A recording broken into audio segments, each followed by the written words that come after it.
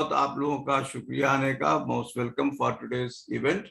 آج ہم لوگ انڈین ڈائسپورا واشنگٹن کی طرف سے ایک نیا پروگرام سٹارٹ کرنے جا رہے ہیں جس کو ہم لوگوں نے نام دیا ہے ادبی سنگم. اور اس ادبی سنگم کے اندر آج پہلا جو ہوگا سفر در سفر موسموں کا سفر. اس میں ایک پاسٹ ایرا کے پوئٹ جس داغ دہلوی صاحب کو ہم لوگوں نے لیا ہے اور پریزنٹ ایرا کے پوئٹ جو ہے فہمی بدایونی صاحب کو. اس ترتیب میں کوئی مقصد نہیں ہے کہ داغ کے ساتھ فہمی صاحب کیوں ہیں کسی کے ساتھ. بس ایک داغ صاحب پاسٹ ایرا کے اور فہمی صاحب جو ہے پریزنٹ ایرا کے ہیں. اور ہم نے لطف گروپ جو ہیں دلی کے ان سے دو ان کے پرفارمرز جو ہیں چترا کمار اور کے مہتا کو بھی بلایا ہوا ہے داغ کی دو غزلوں کو سنانے کے لیے. اور ہمیں بڑی خوشی ہے کہ آج سنجیو سراف صاحب ہمارے بیچ میں موجود ہیں. اور ظاہر ہے کہ اردو کا معاملہ ہے اور ماڈرن ایرا میں سنجیو سراف صاحب کا بہت بڑا کنٹریبیوشن ہے. فاؤنڈر آف ریختہ فاؤنڈیشن جو ہر حال میں اردو کی خدمت کے لحاظ سے اس وقت سب سے زیادہ ویزیبل ویب سائٹ مانی جاتی ہے, ریپوزیٹری آف ایوری تھنگ. اور اس میں ہمارے 3 پینلسٹ ہیں. نعمان شوق صاحب جو ویسے آل انڈیا ریڈیو سے شاید اینکر ہیں. He is a bilingual poet broadcaster. Professor Anis Urrahman صاحب جو جامعہ میں انگلش کے پروفیسر ہیڈ ہے اور اردو کے بہت اچھے شاعر بھی ہیں. بہت سی کتابیں درجنوں لکھی ہوئی ہیں اور ریختہ سے بھی ایسوسیٹڈ ہیں ان سینئر کنسلٹنگ پوزیشن. اور ہمارے اپنے لوکل ڈاکٹر موزم صدیقی صاحب جو واشنگٹن ایریے میں کافی جانی پہچانی شخصیت ہیں. وائس آف امریکہ میں لانگ ٹائم تک director of south Asian languages رہ چکے ہیں اور اردو پہ بہت بڑی پکڑ ان کی ہے. تو آپ تمام لوگوں کا بہت بہت ویلکم. اور میں اس کے آگے زیادہ اور کیا کہوں, نعمان شوق صاحب کو میں دعوت دیتا ہوں کہ وہ ایونٹ کی اینکرنگ کریں. نعمان شوق صاحب پلیز. یس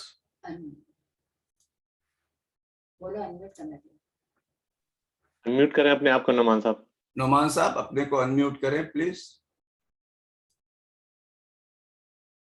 جی بہت شکریہ رضی بھائی.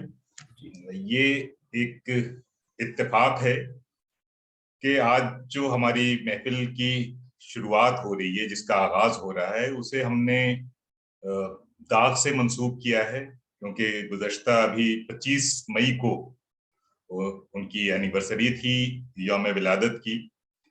تو یہ ایک حوالہ ہے. اردو ہے جس کا نام ہم ہی جانتے ہیں داغ, ہندوستان میں دھوم ہماری زبان کی ہے. تو جس کی زبان کی دھوم ہندوستان میں اور ہندوستان سے باہر بھی پہنچی ہوئی ہو, اور اس کے وسیلے کے طور پر جو حضرات پیش ہیں ان میں شاید جو نام آج سر فہرست ہے وہ نام سنجیو سراف صاحب کا ہے, جنہوں نے اسے دنیا میں اس طرح پہنچایا ہے کہ لاکھوں نہیں بلکہ کروڑوں لوگ اردو سے, اردو کی شاعری سے, اس کے ادب سے واقف ہو رہے ہیں, اس سے فیض حاصل کر رہے ہیں, چاہے طلبہ ہوں, اساتذہ ہوں یا اس کے شائقین ہوں. بہرحال داغ کے بارے میں تو بہت ساری باتیں کی جا سکتی ہیں, کئی کتابیں لکھی جا سکتی ہیں, لیکن داغ کا جو بنیادی حوالہ ہے وہ ان کی شاعری ہے اور ان کا وہ خاص لہجہ ہے جس نے عام الفاظ اور زندگی کے عام جذبات و احساسات کو اس طرح سے پرویا کہ ایک نئے ڈھنگ کی شاعری وجود میں آئی. وہ شخص جسے قلعہ معلیٰ میں جس نے پرورش پائی ہو, جس نے زمانے کے سرد و گرم کو دیکھا ہو, جس نے 1857 کے قتل و خون کو دیکھا ہو اور اپنی شاعری کو ان لفظوں سے جیا ہو جو لفظ اس وقت زندگی بنے ہوئے تھے اور آج ہماری شاعری کی روح ہے. اس پر بہت زیادہ گفتگو کی گنجائش ہے, لیکن ان تمام گفتگو کی جو بنیاد ہے وہ داغ کی شاعری ہے. تو داغ کی شاعری کے بارے میں اگر ہم کچھ بھی سننا اور جاننا چاہیں तो उन्हीं के कुछ शेर से उनका सबसे बेहतर तारुफ हो सकता है। मिसाल के तौर पर ये शेर देखिए कि दाग एक आदमी है गर्मा गर्म, खुश बहुत होंगे जब मिलेंगे आप। आज हम यकीनन बहुत खुश हैं कि हमारी मुलाकात दाग की शायरी से हो रही है, दाग के परस्तारों से हो रही है, उनके मद्दाहों से हो रही है, और सबसे बड़ी बात, जिस जबान का परचम उन्होंने बुलंद किया उसके तमाम चाहने वालों से हो रही है। आप उनकी शायरी के मुख्तलिफ रंगों को अगर देखना चाहें तो मैं बस नमूने के तौर पर चंद अशार हाजिर कर रहा हूं उनके। कहना किसी का सुबह शबे वस्ल नाज से, कहना किसी का सुबह शबे वस्ल नाज से, हसरत तुम्हारी जान हमारी निकल गई। और शेर है कि हजारों काम मोहब्बत में हैं मजे के दाग, जो लोग कुछ नहीं करते कमाल करते हैं। मिलाते हो उसी को खाक में जो दिल से मिलता है, मेरी जान चाहने वाला बड़ी मुश्किल से मिलता है। लिपट जाते हैं वो बिजली के डर से, इलाही ये घटा 2 दिन तो बरसे। शबे विसाल है गुल कर दो इन चरागों को, खुशी की बज़्म में क्या काम जलने वालों का। इस तरह से और बहुत सारे अशार हैं जो दाग की पहचान हैं और गजल की रवायत को खास तौर से बिल्कुल आपके सामने रख देते हैं, नजरों के सामने।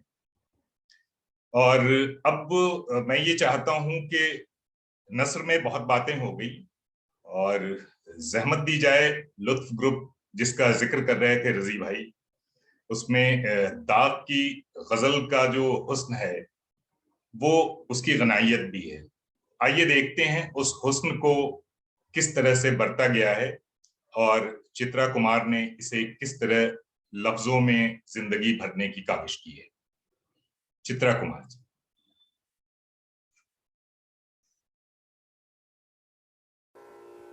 शुक्रिया नुमान साहब।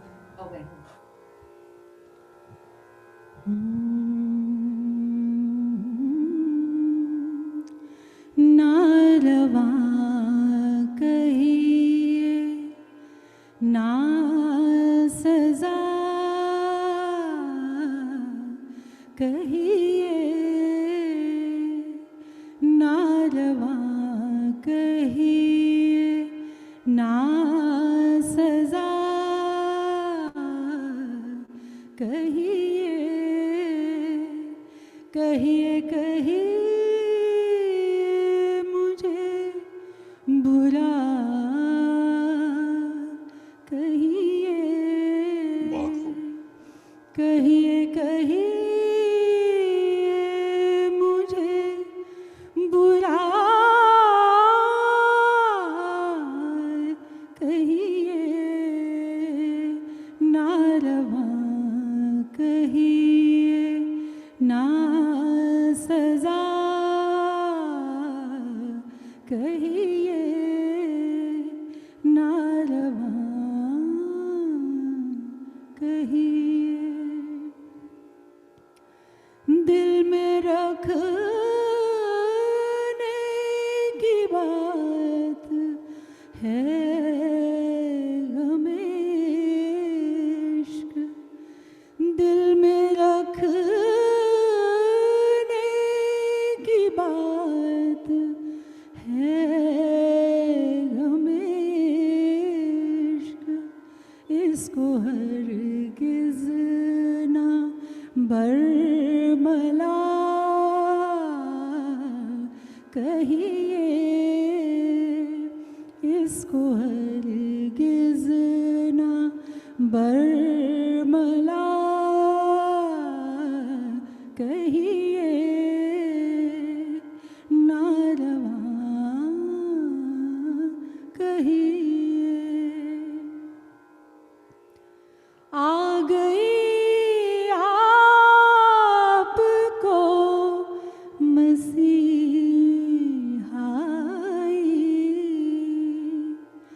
आ गई आपको मसीहाई,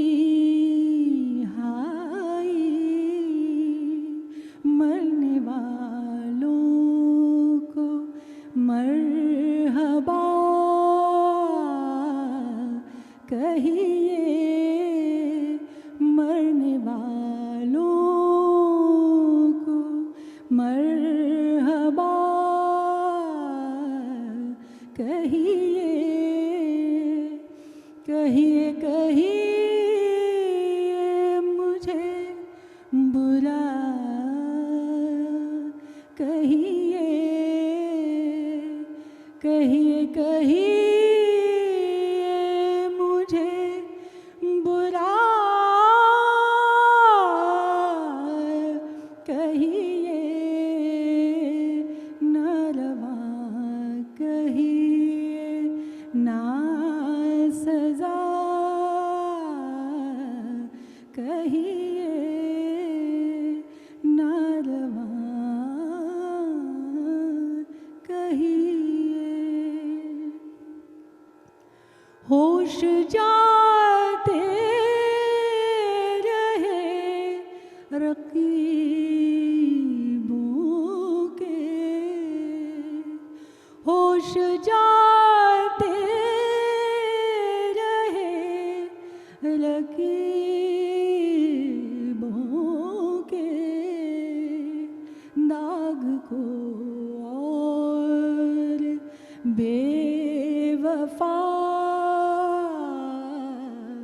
कहिए दाग को और बेवफा कहिए कहिए कहिए मुझे बुला कहिए कहिए कहिए मुझे बुरा कहिए नालवा कहिए ना सजा कहिए नालवा कहिए। शुक्रिया।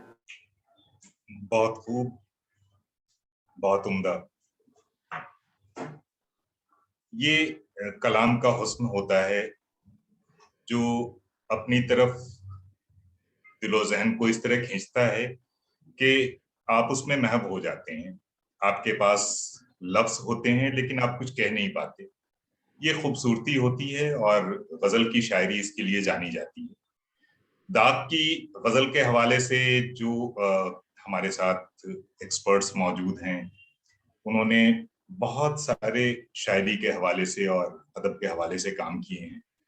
उनकी जो अपनी नहज है सोचने की, अपना जो जाविया है शायरी को देखने और समझने का, दाग और उनके हवाले से जो कुछ उन्होंने अपने तौर पर सोचा और जाना है, उसके लिए ये मुनासिब मौका है कि हम उन्हें ज़हमत दें। और हमारे साथ हैं इस वक्त अनीसुर रहमान साहब। रजी भाई सबका तारुफ करा चुके हैं, तो शायद इस तकल्लुफ की जरूरत नहीं। मैं गुजारिश करता हूं कि अनीसुर रहमान साहब अपने ख्यालात का इजहार फरमाएं दाग के हवाले से। बहुत शुक्रिया नोमान साहब, बहुत शुक्रिया रजी साहब और इस महफिल में शरीक तमाम दोस्त और अहबाब। बतौर ख़ास हम सबके करम फरमा संजीव सराफ साहब जो आज इस महफिल में गेस्ट ऑफ ऑनर की हैसियत से शामिल है। मुझे बहुत खुशी है कि आप तशरीफ़ लाए। ये जाहिर है कि पहला प्रोग्राम है इस सिलसिले का। रजी साहब ने कहा कि एक ऐसा प्रोग्राम होना चाहिए जिसमें नई और पुरानी आवाज़ों को एक साथ सुना जा सके और हम देखें कि शायरी ने कहाँ और किस तरह अपने सफ़र को जारी रखा और किस तरह रंग व आहंग में तब्दीलियाँ आती गईं। दाग पे गुफ्तगू करने के लिए मैं चंद मिनट आपसे मांगता हूँ, और वो इस तरह कि पहले हम ये देखते हैं कि दाग तारीख़ी पस मंज़र में हमें कहाँ नज़र आते हैं, और फिर उसके बाद हम बहुत मुख्तसरन ये देखेंगे कि दाग के मज़ामीन क्या हैं, दाग का असलूब क्या है, और सबसे बड़ी बात यह है कि दाग की ज़बान क्या है। ये वो ज़बान है जो दाग की शनाख्त बनी, ये वो ज़बान है जो उसके बाद आने वाले शुअरा के लिए, यहाँ तक कि आज तक के शुअरा के लिए भी वो एक तरह का मॉडल जिसे हम कह सकते हैं, वो दाग ने हमें दिया है।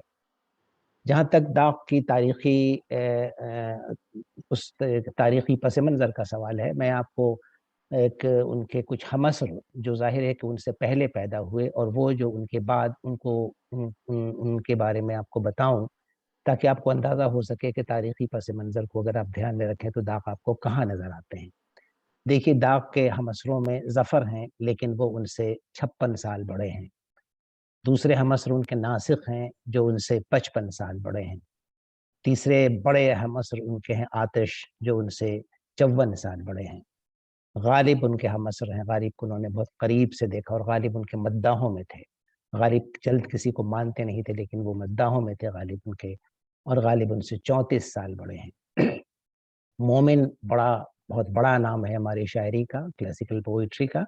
مومن ان سے 31 سال بڑے ہیں۔ گویا کہ یہ صورتحال ہے کہ داغ نے ان تمام شعراء کو دیکھا اور ان کو برتا اور ان کو سمجھا اور ان کی زبان سے بھی اور ان کے مضامین سے بھی فیض اٹھایا۔ تو داغ یہاں کھڑے ہیں جہاں تک ان کے سینئر ہم عصر، جن کو آپ کہہ سکتے ہیں سینئر کانٹمپریز، ان کے ساتھ اگر آپ دیکھیں۔ داغ خود پیدا ہوتے ہیں 1831 میں اور 1905 میں گزر جاتے ہیں، اور ان شعراء کو انہوں نے دیکھا تھا، زانو ادب طے کیا تھا، اس لیے کہ یہ سب ان سے سینئر۔ اب دیکھیے کہ ان کے بعد کے آنے والے شعراء میں کون ہے، تاکہ اندازہ ہو سکے آپ کو کہ داغ خود کہاں کھڑے ہوتے ہیں۔ جو لوگ ان کے بعد آئے اس میں حسرت ہیں، حسرت موہانی، جو ان سے 29 سال چھوٹے ہیں۔ اقبال ہیں، ان کے بڑے مداحوں میں ہیں۔ اقبال تو بلکہ ان کے شاگرد بھی رہ چکے ہیں کچھ دنوں کے لیے، اور انہیں اسی رنگ میں انہوں نے شاعری بھی کی، لیکن ظاہر ہے کہ اقبال نے اپنا ایک الگ رنگ نکالا۔ تو اقبال ان سے 31 سال چھوٹے ہیں۔ اور اس طرح سے اگر آپ حالی کو لے لیں تو حالی ان سے 6 سال ان سے چھوٹے ہیں۔ اور شاد عظیم آبادی بڑا نام ہے یہ بھی، وہ بھی ان سے کئی سال چھوٹے ہیں، تقریباً 15 سال چھوٹے ہیں۔ تو ہسٹوریکلی اگر آپ دیکھیں تو داغ یہاں پہ آپ کو نظر آتے ہیں۔ بہت بڑے شعراء کے درمیان ایک ایسی آواز پیدا کرنا یہ بہت معمولی بات نہیں ہے کہ داغ کو آج ہم یاد کرنے بیٹھے ہیں۔ 1905 میں وہ شاعر گزر گیا اور آج ہم اس کو یاد کر رہے ہیں، اور ان ہم عصروں کے ساتھ جو رہے، وہ جو ان کے سینئر تھے اور ان کے بعد میں آنے والے، تو داغ میں ظاہر بات ہے کہ کچھ ایسی باتیں ہیں مضامین کے اعتبار سے بھی اور اسلوب کے اعتبار سے بھی۔ تو یہ تھی ان کی صورتحال تاریخی طور پہ۔ داغ کے یہاں جو مضامین ہیں اور جن شعراء کا نام میں نے لیا، ان سب کے یہاں مضامین کی بڑی فراوانی ہے، اور ان کے زبان کے مختلف رنگ بھی آپ کو ملیں گے، مختلف آہنگ بھی ملیں گے، اور مختلف اسلوب بھی ان کو نظر آئیں گے، انوکھے ڈھنگ میں آپ کے سامنے نظر آتے ہیں۔ ان شعراء میں دہلی اسکول کے شعراء بھی شامل ہیں، اس میں لکھنوی اسکول کے بھی شعراء شامل ہیں، اور ایسے شاعر بھی اس میں شامل ہیں جن کا تعلق براہ راست نہ لکھنوی اسکول سے تھا اور نہ دہلی اسکول سے تھا۔ لیکن داغ نے ایک ایسی بدا ڈالی ہے زبان کی، خاص طور پہ میں زبان کی طرف بار بار اشارہ اس لیے کر رہا ہوں کہ داغ اپنی زبان کی وجہ سے جانے جاتے ہیں اور اپنے لب و لہجے کی وجہ سے جانے جاتے ہیں۔ داغ کی زبان، ان کا بیان اور ان کے مضامین کے اعتبار سے بڑی نارنگی ہے۔ اگر آپ دیکھیں گے، کیا پوچھتے ہو کون ہے یہ، کس کی ہے شہرت، کیا تم نے کبھی داغ کا دیوا نہیں دیکھا۔ خود بھی ان کو اندازہ تھا کہ ان کا دیوان کچھ اور ہی ہے، ان کی زبان ہی کچھ اور ہے اور ان کے مضامین بھی کچھ اور ہیں۔ تو ظاہر ہے کہ ہر شاعر اپنے بارے میں یہ جو سوچتا ہے اس کا اظہار بھی کرتا ہے، تو وہ کہتے ہیں کہ کیا داغ کا تم نے کبھی دیوا نہیں دیکھا۔ 4 دیوان کے شاعر ہیں، کوئی 16,000 سے زیادہ شعر کہہ چکے ہیں۔ ایک بہت عمدہ مثنوی ہے جو انہوں نے اپنے عشق کے معاملات پہ لکھے ہیں، اور منی بائی حجاب سے ان کا تعلق تھا، اس میں ایک بہت ہی مارمک، جس کو آپ کہہ سکتے ہیں، بہت عمدہ لفظ ہے ہندی کا مارمک، بہت ہی مارمک کویتا جس کو آپ کہیے، وہ ہے جو آپ پڑھیں گے اس کے اندر فریاد داغ ہے اس کو عنوان۔ خطوط کا ایک مجموعہ چھوڑ گئے جو ظاہر ہے کہ بعد میں مرتب کیا گیا تھا، حسن مہروری نے ان کو مرتب کیا تھا۔ وہ ذوق کے شاگرد ہیں اور کئی استادوں کے استاد ہیں۔ نزلہ سنج ہیں، حاضر جواب ہیں، وٹ اور ہیومر کے لیے جانے جاتے ہیں، اور ان کے اہم شاگردوں میں اقبال ہیں۔ بڑے ناموں میں اگر آپ دیکھیں، جگر مراد آبادی ہیں، سیما بکبر آبادی ہیں، بے خود دہلوی ہیں اور بے خود بدایونی ہیں۔ یہ تو داغ کے ہم عصر، یہ داغ کے ساتھ چلنے والے، یہ داغ سے فیض اٹھانے والے، اور جن سے انہوں نے خود فیض اٹھایا، ان کا حال ہے۔ اگر آپ ذرا پیچھے کی طرف چلی جائیے تو داغ نے کن لوگوں سے قصد فیض کیا ہے، یہ بھی ہم لوگوں کو دیکھ لینا چاہیے۔ اس میں درد تھے، اور یہ سب 18ویں صدی کے شاعر ہیں۔ اس میں میر تھے، اور اس میں مصفی تھے، اور اس میں انشا تھے، اور ان تمام کی آوازیں سن کے داغ نے اپنی ایک نئی آواز پیدا کی، اور جو ہمیں آج بھی گرویدہ کرتی ہے۔ اگر مضامین کا معاملہ ہے تو مضامین میں آپ دیکھیے گا کہ داغ کے ہاں بنیادی طور پہ عاشقانہ مضامین ہیں۔ दाग कोई मेटाफिजिकल पोइट नहीं है हमारा, उनके यहाँ बहुत आशिकाना मज़ामीन है, बहुत बेबाक मज़ामीन है, और कभी कभी आमियाना मज़ामीन भी हैं, लेकिन वो आमियाना ऐसे नहीं है कि जिन्हें आप किसी मुब्तज़ल शेर की तरफ आपकी तवज्जो जाती है, मुब्तज़ल नहीं है वो। ज़ाहिर है कि इन्हीं वजह से, इन्हीं वजूहात की बिना पे गज़ल को दाग ने सोचा कि यही हमारा फोर्टे है और गज़ल के एतबार से ही हम शायद अपना इजहार कर सकेंगे।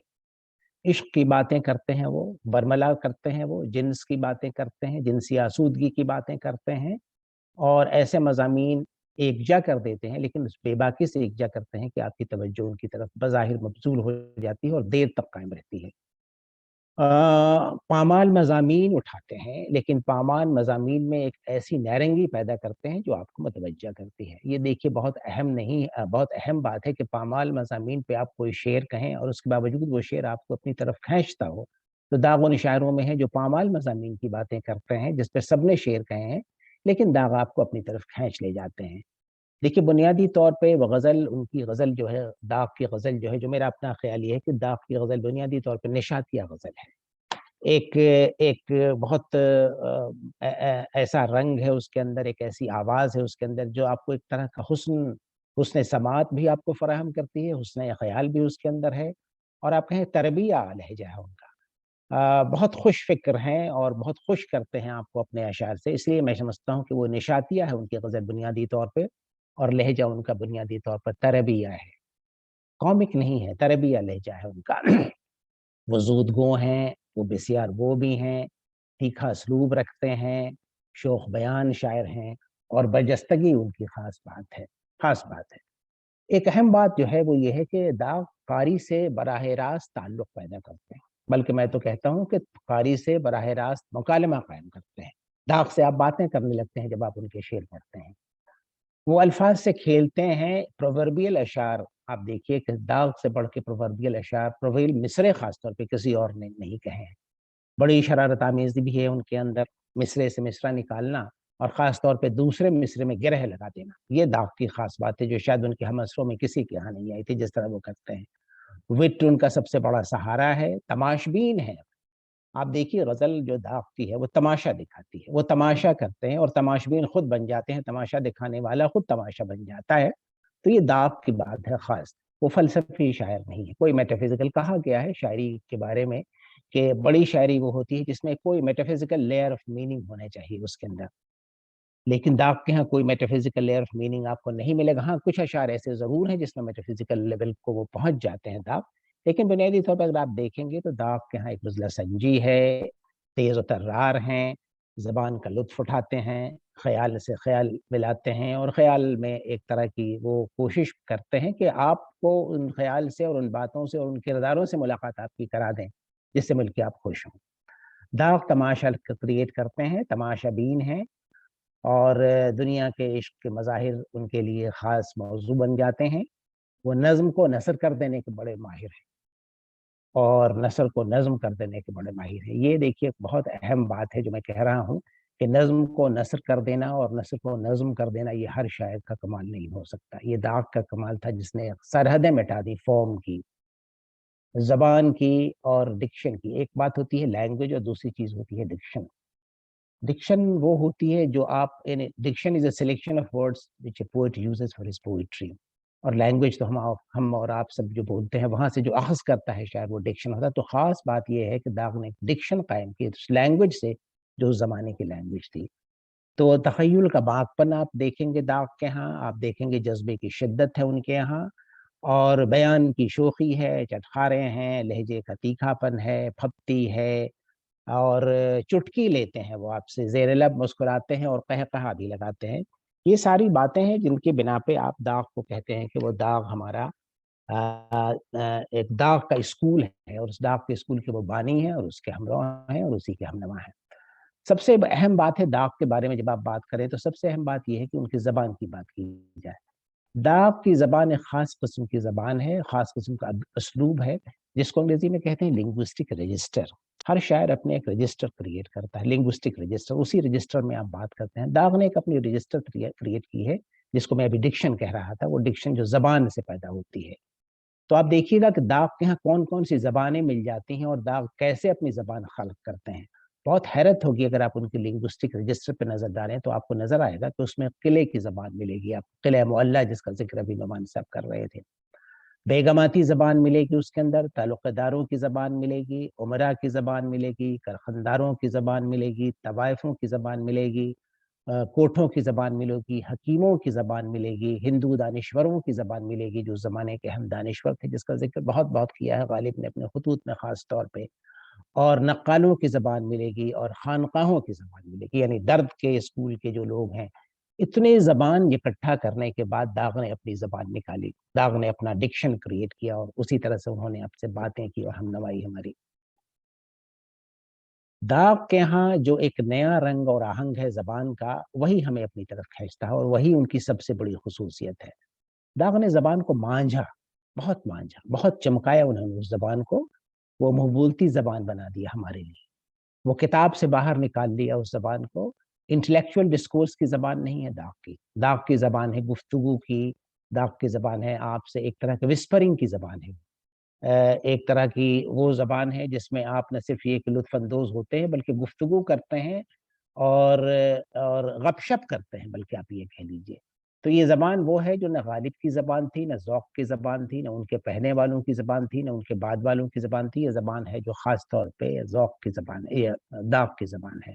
یہ زبان بہت با محاورہ ہے، یہ زبان ٹکسالی ہے، یہ زبان عام بول چال کی زبان ہے، یہ زبان وہ زبان ہے جو زبانوں سے نکلی ہے اور ایک نیا آیام قائم کرتی ہے ہمارے لیے۔ یہ سند یافتہ ہو گئی تھی اسی زمانے میں جب داغ لکھ رہے تھے، اور بعد کے زمانوں میں یہ زبان جو ہے ایک طرح کا ماڈل بن کر سامنے آئی۔ داغ نے بڑا نقصان بھی پہنچایا بعد کے شاعروں کو، وہ اس طرح پہنچایا کہ داغ کی جو سہل اندازی تھی لوگوں نے سمجھا کہ شاید اسی طرح کی شاعری کر دی جائے، شاید اسی طرح، لیکن وہ وٹ نہیں پیدا کر سکے، اور داغ نے اسی طرح سے بہت سارے شعراء کو شاید خراب کیا کہ وہ سہل اندازی کے پیرو تو ہو گئے لیکن داغ کا انداز نہ لا سکے۔ داغ کا انداز پیدا کرنا بہت مشکل ہے۔ میں نے کہا کہ کوئی فلسفیکل ڈسکورس نہیں کریٹ کرتے ہیں داغ ایک ایموشنل ڈسکورس کریٹ کرتے ہیں اور آپ کو اپنے ساتھ لیے چلتے ہیں۔ داغ نے عوام کو خواص کی زبان کو عوام کی زبان میں تبدیل کر دیا، یہ ان کی خاص بات ہے۔ سر سید سے آزاد کر لیا، محمد حسین آزاد سے آزاد کر لیا، میر مہدی مجروح سے خود کو آزاد کر لیا، غالب سے کر لیا، ذوق سے کر لیا جو خود ان کے استاد تھے، اور ایک نئی زبان خلق کر لی انہوں نے۔ داغ نے دہلی اور اسکول اور جو لکھنؤ کا اسکول ہے اس سے بھی فراغت حاصل کر لی، اس سے بھی الگ ہو گئے اور ایک نئی زبان لے لی۔ نثار علی شہرت اس زمانے کے ایک ایسے شخص ہیں جنہوں نے بہت سے قوائف لکھے اس زمانے کے، بہت سی باتیں، بہت دلچسپ باتیں لکھی ہیں۔ تو نثار علی شہرت نے ایک بار یہ لکھا کہ میں غالب کے حضور داخل ہوا ان کے گھر پہ، دیکھا کھانا کھا رہے تھے، فارغ ہوئے تو کچھ کاغذ قلم اٹھایا اور کچھ تصحیح کرنے لگے۔ میں نے پوچھا حضور کیا کر رہے ہیں؟ تو کہا کہ میں ایک غزل کی تصحیح کر رہا ہوں، غزل کی اصلاح کر رہا ہوں، اور اس میں ہو یہ رہا ہے کہ اس میں فارسی کے بہت الفاظ ہیں، فارسی کے ان الفاظ کو ہٹا کے میں اردو کے الفاظ ڈال رہا ہوں۔ تو نثار علی شہرت نے کہا کہ بھائی اردو کے اشعار کے الفاظ آپ ڈال رہے ہیں، حضور آپ تو خود ہی فارسی کے اشعار فارسی کے الفاظ بہت اپنے شاعری میں استعمال کرتے ہیں، تو آپ یہ کیسے کر رہے ہیں؟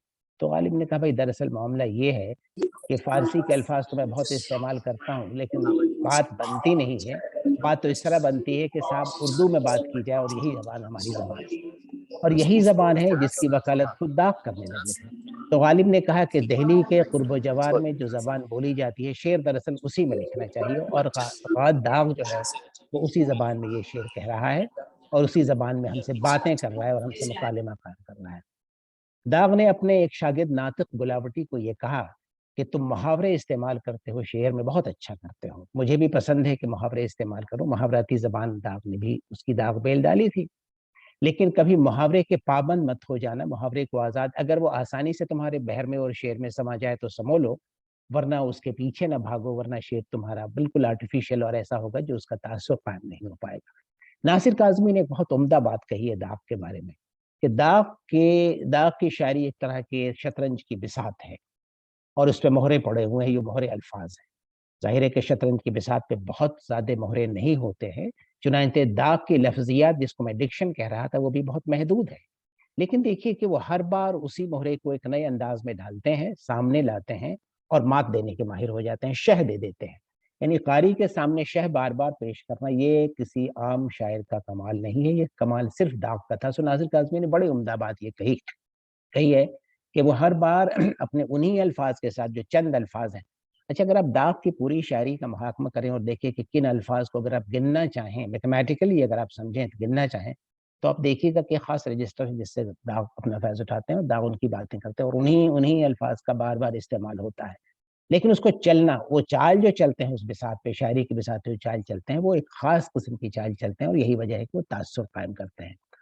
امیر مینائی نے ایک بار داغ سے پوچھا کہ حضور آپ تو ہمارے استاد بھی ہیں اور یہ بتائیے کہ آپ کی جو مقبولیت ہے شاعری کی وہ کیسے حاصل ہو، ہم کیسے حاصل کریں اس طرح کی مقبولیت، ہم ایسے اشعار کس طرح کہیں؟ تو انہوں نے کہا، بزل سنجید کے ظاہر ماہر تھے، تو انہوں نے کہا کیا کبھی طوائف سے عشق کیا ہے تم نے؟ تو انہوں نے کہا لا حول ولا قوت، کیسی بات کرتے ہیں؟ تو انہوں نے کہا طواف سے جب تک عشق نہیں کرو گے، جورو کے غلام جب تک رہو گے تو ویسے ہی شعر کہو گے جیسے کہہ رہے ہو۔ تو آپ کو معلوم ہے کہ منی بھائی حجاب سے جو ان کا تعلق تھا اور کہاں کہاں بھٹ کے رامپور سے لے کر اور کلکتے سے حیدرآباد اور پھر کلکتے واپس، اور کس طرح موت ہوئی ہے، جس مثنوی کا میں نے ذکر کیا اس میں بہت طویل داستان ہے اس عشق کی، جو بالکل وہ عشق جو ہم سے روٹ کیا والا معاملہ ہے وہاں پہ۔ بہت سی باتیں ہیں۔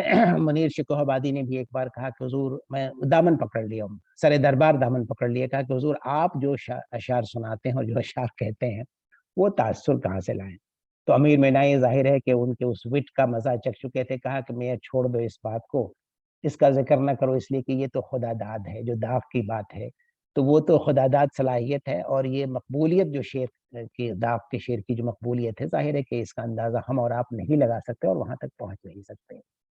تو غالب خود ان کی زبان کے مداح تھے۔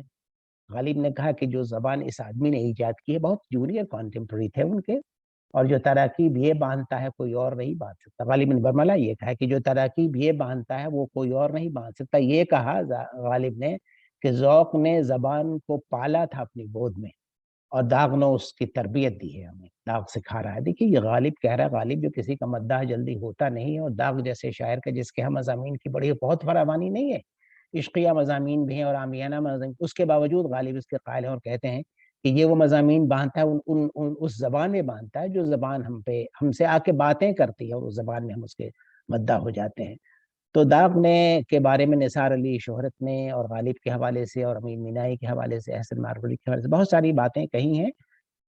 معلّہ، قلعہ معلّہ کی باتیں، اردو کی زبان کس طرح نکلتی ہے اس کی باتیں، وہ کہتے ہیں کہ جس طرح کان سے جوہر نکلتے ہیں اسی طرح اردو زبان سے یہ شخص ایسی باتیں پیدا کرتا ہے اور ایسی باتیں نکالتا ہے جو ہمارے دلوں پہ اس کا اثر قائم ہوتا ہے۔ حضور وقت کی پابندی ہے اور رضی صاحب نے سر بھی ہلایا ہے، داغ پہ گفتگو لامتناہی ہو سکتی ہے۔ نعمان صاحب مسکرا رہے ہیں، میں بھی وقت بہت لینا نہیں چاہتا، معظم صدیقی صاحب بھی سامنے بیٹھے ہوئے ہیں، صرف چند مصرے پڑھ دیتا ہوں، شعر بہت سے سنا دیے ہیں نعمان صاحب نے اور گفتگو لامتناہی ہو سکتی ہے، صرف مصرے سناتا ہوں آپ کو اس غرض سے کہ آپ دیکھیے یہ شخص گرہ کیسے لگاتا ہے۔ پہلا مصرع نہیں پڑھتا ہوں، دوسرا مصرع سنیے آپ، اور پہلا مصرع آپ کو خود یاد آ جائے گا، اور گرہ لگانے کی بات جو میں کر رہا تھا، کیسے داغ لگاتا ہے گرہ۔ صاف چپتے بھی نہیں، سامنے آتے بھی نہیں، دن رات ہم بولتے رہتے ہیں، دن رات ہم بولتے رہتے ہیں، وہ پردہ ہے کہ چلمن سے لگے بیٹھے۔ تو محاورہ بنا دینا کسی کو اور کسی مصرے کو ایسا بنا دینا کہ وہ مصرع آپ کو بولتا ہوا، منہ بولتا ہوا مصرع اور ایسی زبان میں، بہت دیر کی مہر بات آتے، لیکن اس کا پہلا مصرع آپ دیکھیے تو وہ شاید تصوف کا مصرع ہے، لیکن دوسرے مصرے میں وہ آپ سے ہم کلام ہوتے ہیں اور آپ روزمرہ کی گفتگو میں استعمال کرتے ہیں۔ ہائے کمبخت تو نے پی ہی نہیں، ہائے کمبخت تو نے پی، عام روزمرہ کی زبان ہے۔ کیا کہا آپ نے، کیا کہا آپ نے، سنا کیا ہے؟ حضرت داغ جہاں بیٹھ گئے اور تو نہیں اور صحیح اور نہیں اور صحیح، یہ سب اشعار تو ہیں بہت سارے، میں چند اشعار صرف 2-3 سنا کے ختم کرتا ہوں اپنی بات۔ داغ کے بڑے شعروں میں یہ شعر ہیں جو مجھے خاص طور پہ پسند ہے اور میں چاہتا ہوں کہ ضرور آپ سنیں، اور داغ کا یہ بالکل دوسرا اور انوکھا رنگ ہے۔ وائز بڑا مزہ ہو اگر یوں عذاب ہو، وائز بڑا مزہ ہو اگر یوں عذاب ہو، تو زخم پاؤ ہاتھ میں جام شراب ہو۔ یہ داغ ہے، بالکل دوسرے انداز کے داغ ہیں۔ آپ شعر سنیں، منزل عشق نہیں ہے یہ سرائے فانی، منزل عشق نہیں ہے یہ سرائے فانی، رات کی رات ٹھہر جائیں ٹھہرنے والے۔ بڑے اشعار میں داغ کے اس کے شمار کرتا ہوں۔ शब वसल ऐसी खिली चांदनी, वो घबरा के बोले सहर हो गई। एक बहुत बड़ा शेर है दाग का, जो मेरे नज़दीक शायद दाग के कलाम का हासिल है, वो ये है, चुपचाप सुनती रहती है पहरों शब फिराक। मौज़म साहब, आप जब गुफ्तगू करेंगे मैं ये शेर उसकी दागबिल डाल देता हूँ, गुफ्तगू आप यहाँ से उठाएं कि चुपचाप सुनती रहती है पहरों वोट जो शब है फिराक, देखिए चुपचाप सुनती जो रहती है वोट जो है पहरों शब हमेशा यहाँ फिराक, फोल्ड किया जाता है। तस्वीर यार है, अगर आपकी इंक इधर से तस्वीर कट यार जाए आप यूँ नहीं कर गुफ्तगू सकते, क्योंकि अगर उसकी इंक जो है डिस्टर्बेंस है शायद। चुपचाप, ये शेर सुना देता हूँ दोबारा, चुपचाप सुनती रहती है पहरों शब फिराक, तस्वीर यार को है मेरी गुफ्तगू पसंद। ये बहुत आला दर्जे का शेर है। तेरे आलम को जब से हमने देखा, तमाशाई है एक आलम हमारा। गुफ्तगू बहुत हो सकती है। मेरे पास शायद 10 मिनट का वक्त था और मैं उस वक्त से ऑलरेडी तजावुज कर चुका हूँ, शायद 1-2 मिनट। यही ख़त्म करता हूँ। अब दावत देता हूँ मुअज़्ज़म साहब को कि बातें आगे बढ़ाएं दाग के सिलसिले से। बहुत बहुत शुक्रिया आप तमाम हज़रात का। जी, जरा टाइम का आप लोग ख्याल करें, इसलिए कि 10 का 20 मिनट हो गया बेसिकली, और दूसरा फेज भी आना है। तो मौज़म साहब इसको आप कंक्लूड करें। नुमान साहब, आप जरा चीज़ों को अपने पर्सपेक्टिव से आगे बढ़ाएं। जी, यकीनन मैं मुंतज़िर हूँ कि मुअज़्ज़म साहब की जो ख़ास उनका जो ढंग है, वो यकीनन अनीस भाई की बात से जो बातें और पैदा हो सकती हैं, उन्हें अपने साथ रखते हुए मुअज़्ज़म भाई से दरख्वास्त है कि वो इस बात को दाग के हवाले से जो गुफ्तगू हो रही है, उसे आगे बढ़ाएं। मुअज़्ज़म साहब। बहुत बहुत शुक्रिया। तो मेहमान खुसूसी संजय सर्राफ साहब और दोस्तों और अजीज़ों, तो अनीसुर रहमान साहब ने जो दाग दहलवी के बारे में फरमाया, तो मैं उसको आगे बढ़ाने की कोशिश करने की जसारत नहीं कर सकता, क्योंकि उन्होंने इतने सारे टॉपिक्स को और इतने सैर हासिल अंदाज में कवर कर लिया है कि मेरे लिए कुछ बाकी नहीं रहा। तो मैं कुछ उस ज़माने की जो तहज़ीब थी और जो इंस्टीट्यूशंस थे, उस हवाले से कुछ अर्ज़ करना चाहूँगा, क्योंकि दाग जो हैं वो एक ऐसे अहद की पैदावार हैं जो कि ज़वाल, सियासी ज़वाल और कई लिहाज से, दूसरे लिहाज से भी हिंदुस्तान जो है बड़ी तेज़ी से ज़वाल की तरफ जा रहा था, और ये ज़वाल 1857 के बाद अपनी तकमील को पहुँचा। इसके पॉजिटिव पहलू भी हैं और नेगेटिव पहलू भी हैं, तो मैं पहले इसके कुछ नेगेटिव पहलुओं की तरफ जाऊँगा। और ये ऐसा टॉपिक है कि इसी तरह की चीज़ हम न सिर्फ हिंदुस्तान में बल्कि दुनिया की जितनी भी कौमें हैं और जितनी भी सिविलाइजेशंस हैं उनमें पाते हैं। और वो ये है कि जो इंस्टीट्यूशन है उर्दू शायरी के ताल्लुक से हम जो बात करते हैं, उसमें तवाइफ का जो इंस्टीट्यूशन है उसकी एक अपनी अहमियत है। और प्रोफेसर अनीसुर रहमान साहब ने ख्वाजा मीर दर्द का जिक्र किया और फिर उसके साथ साथ दाग का भी जिक्र किया। तो इन दोनों के यहाँ मुख्तलिफ पहलुओं में मुख्तलिफ अंदाज से तवाइफ का किरदार हमको नज़र आता है। ख्वाजा मीर दर्द के यहाँ तवाइफें, क्योंकि ख्वाजा मीर दर्द मौसीकी के बहुत बड़े माहिर थे, तो उनसे राग रागनियाँ अपनी गज़लों के लिए कंपोज करने की फरमाइश लेके आती थी। और दाग दहलवी के यहाँ जो अंदाज मिलता है हमको, वो ये कि दाग तवाइफों के लिए न सिर्फ उनके अशार की इस्लाह करती थी, बल्कि उनके लिए टॉपिक्स भी सजेस्ट करते थे। और ये कहा जाए तो गलत ना होगा कि दाग का बेशतर वक्त रामपुर में और फिर ख़ास तौर से हैदराबाद दक्कन में उनका वक्त जो है तवाइफों की सोहबत में गुजरता था। और इस पे उन्होंने कई अशार लिखे हैं और इसके साथ साथ जो दाख की जहाँ रिहाइश थी हैदराबाद दक्कन में, वो इलाका कहलाता है महबूब की मेहंदी। और आमतौर पे मेहंदी से आप समझ गए होंगे कि वो कौन सा इलाका होगा। तो इसी तरह दिल्ली में भी और दूसरे शहरों में जो इलाके होते हैं जहाँ तवाइफें रहती हैं, उनके साथ या तो किसी मस्जिद का साया होता है या किसी वली अल्लाह की दरगाह होती है। तो वहाँ पे महबूब की मेहंदी जो है एक किसी का श्राइन है, एक सूफी श्राइन है, और वहाँ पे तवाइफों के जो है वो थे। और ये दाग दहलवी के ज़माने में अपने पूरे उरूज पे था और यहाँ पे दाग की शायरी और मुख्तलिफ और भी चीज़ें फ़रोग़ पाई। और उसमें जो उन्होंने शायरी की है तो मुझे कुछ और उनके सीरियस अशार याद आते हैं, जिसमें एक बड़ी मशहूर गज़ल है और उसका मतला है, काबे की है हवस कभी कुए बुता की है, मुझको खबर नहीं मेरी मिट्टी कहाँ की है।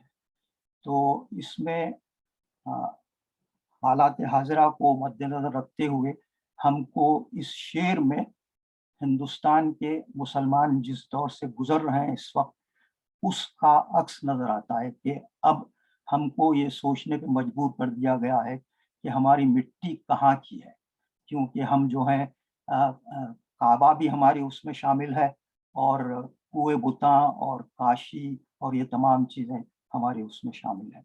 तो इसी तरह और भी जो शेर हैं दाख के, एक और उनका मशहूर शेर है जो इसी माहौल में शायद लिखा गया हो, दी मुअज्जन ने अज़ां वस्ल की शब पिछले पहर, दी मुअज्जन ने अज़ां वस्ल की शब पिछले पहर, हाय कमबख्त को किस वक्त खुदा याद आया।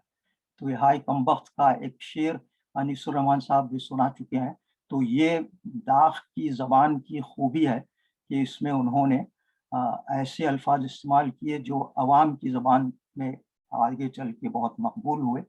और दाख की अहमियत इस लिहाज से भी है कि दबिस्तान दहली हम जिसको कहते हैं, उसकी इब्तिदा वली दखनी से होती है और उसका इख्तिताम दाग दहलवी की शायरी से होता है। उसके बाद हम ये कह सकते हैं कि दबिस्तान दहली एज सच एक दबिस्तान एक स्कूल की हैसियत से डिज़ोल्व हो जाता है और मुख्तलिफ बड़े बड़े छोटे सब हर तरह के शायर पैदा होते हैं। और जो दबिस्तानों की तखसीस है वो एक हद तक शायद लखनऊ का दबिस्तान और कुछ दिनों तक जारी रहता है, लेकिन इसके बाद उर्दू ज़बान और उर्दू शायरी के मरकज़ हिंदुस्तान भर में फैल जाते हैं। जैसे हम देखते हैं कि बिहार में और ख़ुद बंगाल में और दूसरी तरफ जो है पंजाब जो है बहुत अहम मरकज़ बन जाता है उर्दू शायरी का, और फिर हैदराबाद। इस तरह तो उर्दू जो है उसकी तरोताज़गी में, उसकी मकबूलियत में दाख का जो किरदार रहा है वो ख़ास अहमियत का हामिल है। और ये जो शेर है दाख का कि उर्दू है जिसका नाम हम ही जानते हैं दाग, हिंदुस्तान में धूम हमारी ज़बां की है। और आगे चल के और इस चीज़ को पेश नज़र रखते हुए उर्दू की जो मौजूदा सूरत हाल है, उर्दू बोलने वाले तमाम दुनिया में फैले हुए हैं। तो इस शेर को अब आम तौर पे ये ऐसा पढ़ा जाता है कि उर्दू है जिसका नाम हम ही जानते हैं दाग, सारे जहां में धूम हमारी ज़बां की है। तो ये और जो शायरी और मौसीकी है, क्योंकि हम उर्दू गज़ल के साथ साथ गज़ल सराई के साथ साथ गज़ल गायकी भी सुन रहे हैं इस वक्त। तो गज़ल गायकी के बारे में मैं सिर्फ चंद अल्फाज इस्तेमाल करूँगा कि शायर जब गज़ल सुनाता है तो वो उसके अंदर जो चीज़ें उजागर की जाती हैं उनकी हैसियत एक लिहाज से जुदागाना है। और जब एक मुग़न्नी गज़ल सुनाता है या सुनाती है तो वो किन चीज़ों को अपने पेश नज़र रखता है या रखती है, डिपेंडिंग अपॉन के जो गाने वाला या गाने वाली है किस हद तक उसने उर्दू से वाकिफ़ है और किस हद तक उसने उस गज़ल को समझा है जो वो गाने के रूप में पेश कर रहा है। तो ये बहुत अहम है और इसी से गज़ल की जो गायकी है उसकी पॉपुलैरिटी और उसकी एक्सपर्टीज़ का इन्हिसार इस बात पे है। तो इसलिए हम देखते हैं कि जो मशहूर गाने वाले हैं और गाने वाले जो हैं गज़ल, क्योंकि गज़ल गायकी ये लाइट क्लासिकल म्यूज़िक का एक पहलू है। इसको डिपेंडिंग अपॉन कि कौन गा रहा है, किस स्कूल से उसका ताल्लुक़ है, तो इसके जो हैं 3 रंग हैं। ठुमरी अंग में गाई जाती है गज़ल बेगम अख्तर, और ख़याल अंग में गाई जाती है उस्ताद मेहदी हसन, ग़ुलाम अली वग़ैरह, और गीत अंग में जगजीत सिंह ने जिसको पॉपुलराइज़ किया। तो ये मैं मुख्तसरन अर्ज़ करना चाहता था कि क्योंकि हम गज़ल पे बात कर रहे हैं, तो गज़ल गायकी पे भी मुख्तसरन चंद अल्फाज में मैं आपके सामने इज़हार ख़याल करूँ। और हमने जो पहला नमूना सुना गज़ल गायकी का, बहुत ही आला और बहुत ही उम्दा था और हम उसको काफ़ी दिनों तक याद रखेंगे। और अब हम इसके बाद जो गज़ल गायकी का नमूना सुनेंगे, मुझे पूरा यकीन है, क्योंकि हम जो सिंगर हैं मेहता साहब, उनको पहले भी इस मजलिस में सुन चुके हैं। तो अब मैं अपने सिलसिले कलाम को, क्योंकि वक्त की कमी है, तो अपने आप को मैंने वक्त के दायरे के अंदर महदूद रखा है। तो अब मैं नोमान शौक साहब से गुजारिश करूंगा कि इस महफिल को आगे बढ़ाएं। शुक्रिया मुअज़्ज़म भाई, जिस तरह की गुफ्तगू हुई और जो अशार और उनके पस मंज़र और उस वक्त का माहौल, ये तमाम चीज़ें जिस तरह आपने बिल्कुल पर्दे पर नज़र आती हैं उसी तरह से बयान किया। मैं ये सोच रहा था कि मैं कैसे वो अशार सुनाने से खुद को रोकूं जो अभी इस हवाले से और बहुत सारे सुनाए जा सकते हैं, लेकिन अभी हमें वक्त ऐसा अभी है जिसके बारे में आपने जिक्र किया कि गज़ल को गा के सुनाना, मुगन्नी से सुनना, उसका एक अलग लुत्फ है। तो मैं चाहता हूं कि अब लुत्फ ग्रुप के मेहता साहब को ज़हमत दूं कि वो गज़ल से हमें नवाजें, और बस उनका इंतजार है दाग की गज़ल और के मेहता साहब की आवाज़। बहुत बहुत शुक्रिया सर, आप सभी को मेरा प्रणाम। पेश खिदमत है उनकी गज़ल, गज़ब किया तेरे वादे पे एतबार किया।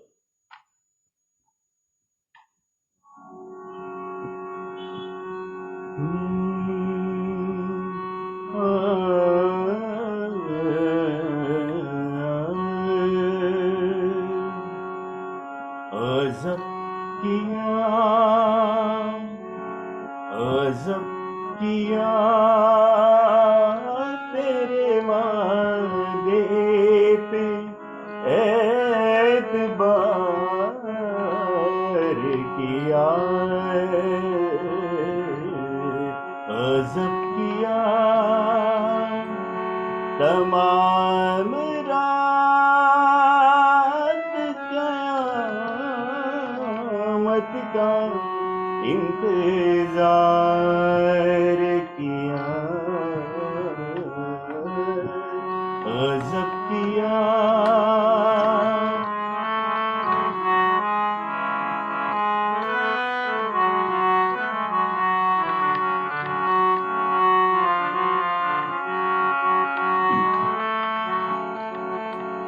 हम ऐसे महवे नज़ारा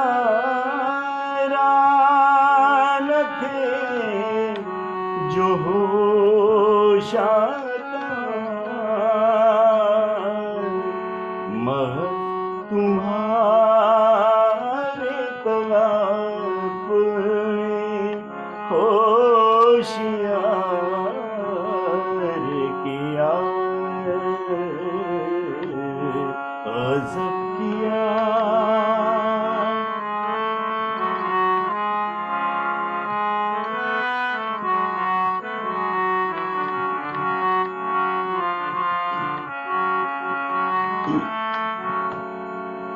तुझे तो वादाए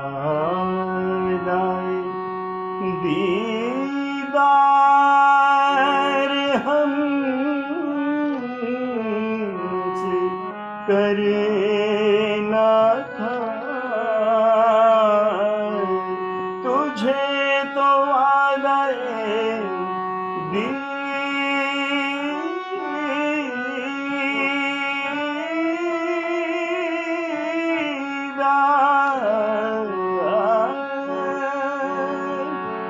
तुझे तो वादा दीदार हमसे करना था, ये क्या किया, ये क्या किया, ये क्या किया कि जहां को उम्मीदवार किया, गज़ब किया।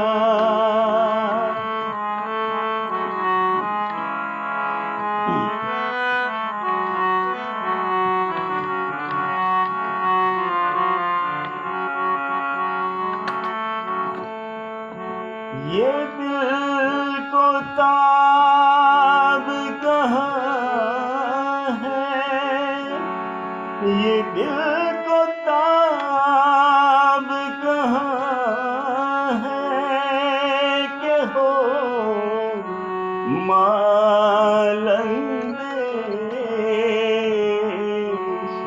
उन्होंने वादा किया, हमने एतबार किया, गज़ब किया, तेरे वादे पे एतबार किया, गज़ब किया। तमाम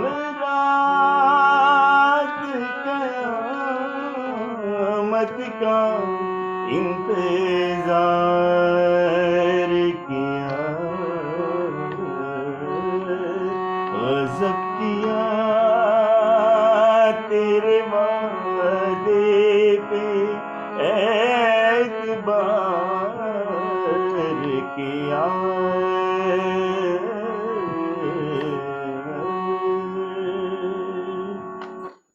शुक्रिया। बहुत खूब मेहता साहब। और हमारे पास तो कयामत का इंतजार करने के लिए पूरी रात भी नहीं, तो थोड़ा सा वक्त बचा है अब। और आप हजरात को सुनने के बाद यकीनन ऐसा लगा कि गजलें अगर गाई जाएं और उस ढंग से गाई जाएं जैसे लफ्ज आपके अंदर जी रहे हों, तो उनका तासुर कुछ और होता है। जनाब, जितने अशार और जितने हवाले, जितने पस मंजर बयान किए गए दाग की शायरी के, उनसे हम इंसाफ की तवक्को बिल्कुल नहीं रख सकते, क्योंकि उसके अलावा इतने पस मंजर और पोशीदा हैं जिनसे पर्दा हटने की देर है। कई अशार हैं ऐसे जो एक अलग ही रंग को हमारे सामने पेश करते हैं। जो बात मुअज़्ज़म सिद्दीकी साहब ने कही या जो बात अनीस भाई ने कही, वो बातें अपने आप में बहुत बहुत भरपूर हैं, लेकिन उसके अलावा बहुत कुछ अभी है। उसके लिए शायद ऐसी कई और महफिलें हमें दरकार होंगी। तो ये दाग ही कह सकते हैं कि कोई नामो निशा पूछे तो ऐ कासिद बता देना, तखल्लुस दाग है वो आशिकों के दिल में रहते हैं।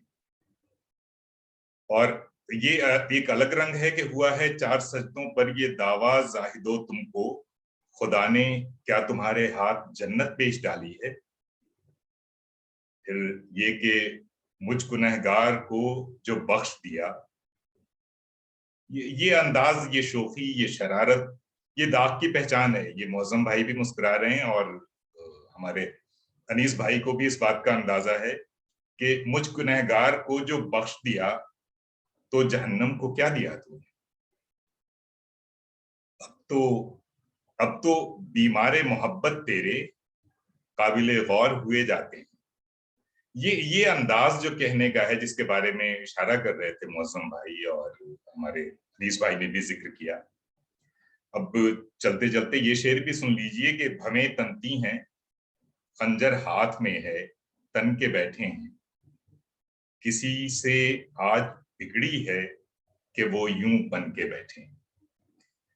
जनाब, किसी से नहीं बिगड़ी, भवें तनी हुई नहीं है, खंजर हाथ में नहीं है। हमारी इस महफिल के दूसरे दौर का आगाज होने वाला है, जहां पर दिलों में मोहब्बत है और हाथ में गुलदस्ते हैं। ऐसी शायरी है जो मोहब्बत से कशीद की गई है। वो इत्र है जो चाहने वाले अपने कपड़ों पे, अपने लिबास पे मलते हैं। और इस महफिल में, इसके दूसरे हिस्से में हमारे साथ हैं हमारे मोहतरम सीनियर शायर, बहुत बहुत मकबूल, नौजवानों में बहुत पसंद किए जाने वाले शायर फहमी बदायूनी साहब। मैं फहमी बदायूनी साहब का इस्तकबाल करता हूं।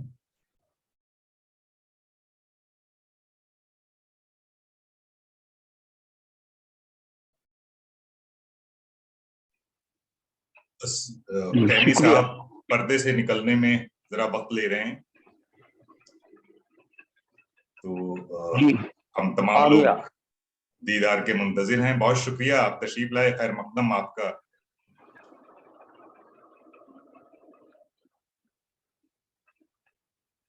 फहमी साहब, आपने कुछ क्या बहुत सारे ऐसे अशार दिए हैं जिसने आज के नौजवान दिलों को धड़कने का नया सलीका दिया है। कई ऐसी चीजें हैं, ऐसी बातें हैं जिन्हें आपने इतनी आसानी से कह दिया है कि आपके बहुत सारे मुआसरीन इस पर हैरत ज़दा रहते हैं। ये बताएं कि आपने ये शायरी का ये जो कश्फ की तरह हासिल करना होता है, ये कैसे हासिल?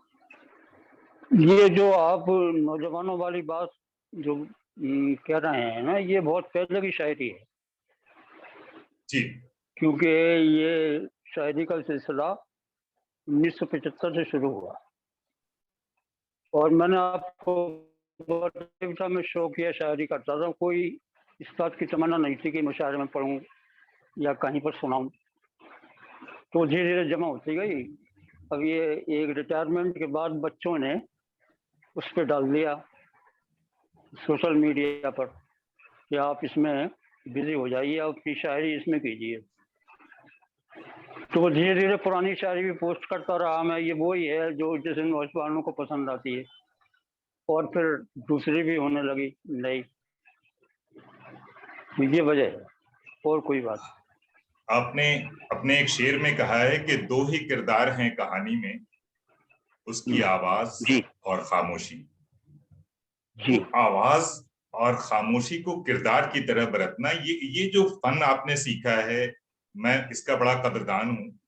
और मैं ये चाहता हूँ कि ये आवाज और खामोशी का जो संगम है, ये अशार में कैसे आपके यहाँ मौजूद ऐसा है। जो हमारी रवायती शायरी है जी, वो उसमें जब महबूब से बातचीत होती है, उसमें दो चीजों का, आवाज, गुफ्तगू या चुप रहना, खामोश, आंखों से बोलना, इस तरीके के बहुत से अशार आए हैं जी। तो ये मैंने वहां से लिया है। और वो मेरा तरीका ये रहता है कि थोड़ा सा अपना रवायती जो है उसको कायम रखते हुए उसमें कोई नया एंगल तलाश किया जाए। बस इसी तरह से आपको शेर मिलेंगे। ज्यादा से ज्यादा एक मिसरा तो बिल्कुल पुरानी शायरी से ही होगा। चलिए, हम तो पुरानी और नई की तफरीक में भी नहीं पढ़ते कि वो इकबाल ने बहुत पहले ही कहा था कि दलील कम नजरी किस्से जदीदो कदीम।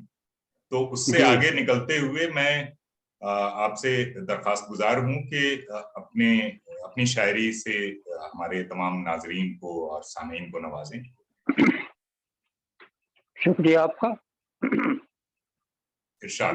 पहले तो तमाम शख्सियात जो महफिल में हाजिर मौजूद हैं, सबका شکریہ ادا کرتا ہوں، آداب کرتا ہوں۔ یہ غزل کے چند اشعار دیکھیے۔ سب اداکار ہیں پتہ ہے مجھے، سب اداکار ہیں پتہ ہے مجھے، پر تماشا تو دیکھنا ہے مجھے۔ بہت خوب۔ سب اداکار ہیں پتہ ہے مجھے، پر تماشا تو دیکھنا ہے مجھے۔ رات اس فکر میں گزرتی ہے، رات اس فکر میں گزرتی ہے، کس سے کیا جھوٹ بولنا ہے مجھے۔ کیا عمدہ بات ہے، واہ خوب۔ شکریہ۔ میں کوئی ایک شعر دیکھیے کہ میں کوئی اور ہو گیا ہوں کیا، میں کوئی اور ہو گیا ہوں کیا، تو کوئی اور لگ رہا ہے مجھے۔ میں کوئی اور ہو گیا ہوں کیا، تو کوئی اور لگ رہا ہے مجھے۔ اس قدر مہربان بھی مت ہو، اس قدر مہربان بھی مت ہو، عشق آسان لگ رہا ہے مجھے۔ بہت خوب۔ اس قدر مہربان بھی مت ہو، عشق آسان لگ رہا ہے مجھے۔ اور ایک شعر یہ دیکھیے کہ چارہ گر کو پتہ نہ چل جائے، چارہ گر کو پتہ نہ چل جائے، کن دواؤں سے فائدہ ہے مجھے۔ چارہ گر کو پتہ نہ چل جائے، کن دواؤں سے فائدہ ہے مجھے۔ اور ٹوٹ سکتی ہیں بیڑیاں میری، ٹوٹ سکتی ہیں بیڑیاں میری، وہ اشاروں سے کھینچتا ہے مجھے۔ ٹوٹ سکتی ہیں بیڑیاں میری، وہ اشاروں سے کھینچتا ہے مجھے۔ اور اجازت ہو تو ایک دو غزل اور۔ جی عنایت۔ ایک یہ مطلب ہے کہ سمندر الٹا سیدھا بولتا ہے، سمندر الٹا سیدھا بولتا ہے، سلیقے سے تو کیسا بولتا ہے۔ بہت خوب۔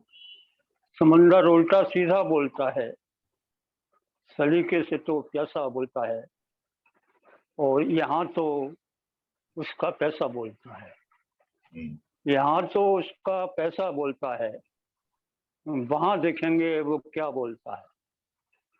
یہاں تو اس کا پیسہ بولتا ہے، وہاں دیکھیں گے وہ کیا بولتا ہے۔ اور یہ شعر بطور خاص کہ نگاہیں کرتی رہ جاتی ہیں ہجے، نگاہیں کرتی رہ جاتی ہیں ہجے، وہ جب چہرے سے املا بولتا ہے۔ نگاہیں کرتی رہ جاتی ہیں ہجے، وہ جب چہرے سے املا بولتا ہے۔ تمہارے ساتھ اڑانے بولتی ہیں، تمہارے ساتھ اڑانے بولتی ہیں، ہمارے ساتھ پنجرا بولتا ہے۔ کیا عمدہ شعر یہ تھا، شعر واہ۔ دیکھیے کہ تمہارے ساتھ اڑانے بولتی ہیں، ہمارے ساتھ پنجرا بولتا ہے۔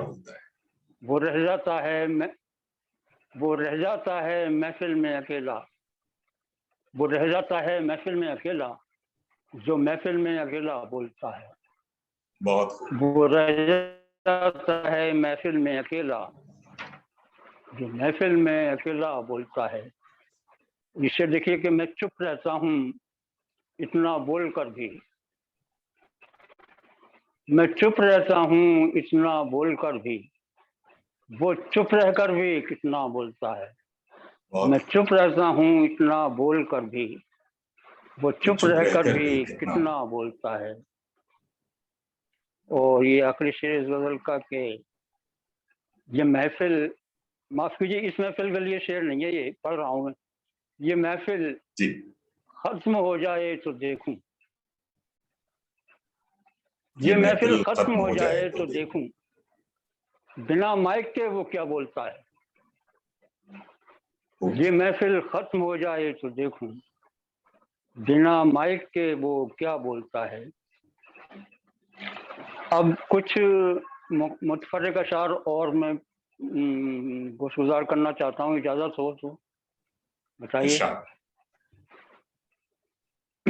یہ وہ ہیں اشعار جو سوشل میڈیا پر گشت کرتے رہتے ہیں اکثر. جی ان اشعار کے بعد میں آپ سے سوشل میڈیا پر جو شاعری ہوتی ہے اس کے حوالے سے بھی 2000 باتیں کروں گا. بالکل بالکل ہاں ارشاد. بالکل ہاں. میں بھی 5-7 اشعار ہیں, زیادہ نہیں ہے, ٹائم جی کا مجھے عنایت. دھیان ہے. آپ فرمائیں.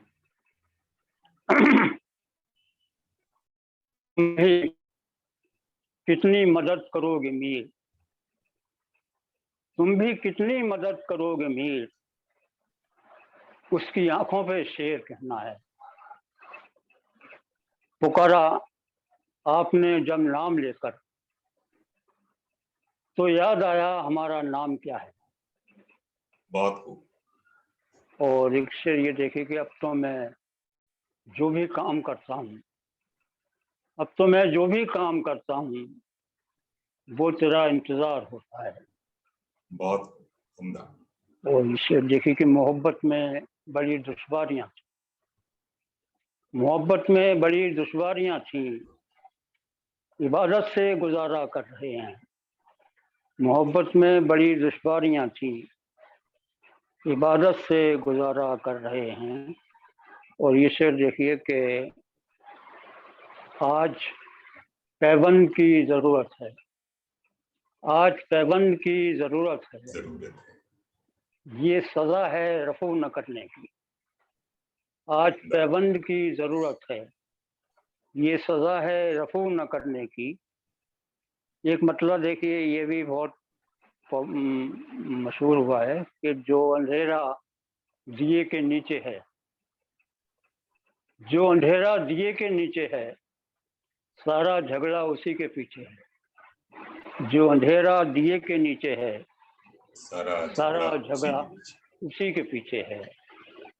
اور ڈوبتے ڈوبتے بچا ہوں ابھی, ڈوبتے ڈوبتے بچا ہوں ابھی, اور پھر پیاس لگ رہی ہے مجھے. ڈوبتے ڈوبتے بچا ہوں ابھی, اور پھر پیاس لگ رہی ہے. آخری شعر کہ کوئی نقصان ہی نہ ہو تو پھر, کوئی نقصان ہی نہ ہو تو پھر عشق کرنے کا فائدہ کیا ہے. کوئی نقصان ہی نہ ہو تو پھر عشق کرنے کا فائدہ کیا. شکریہ. خوب. کیا کیا آپ نے مضامین باندھے ہیں. رات اس فکر میں گزرتی ہے, کس سے کیا جھوٹ بولنا ہے مجھے. اور آپ ہی کے کچھ شعر ہیں جو میری ڈائری میں کہیں محفوظ تھے, تو وہ ہیں کہ میں نے اس کو بچا لیا ورنہ ڈوب جاتا مجھے ڈبونے میں.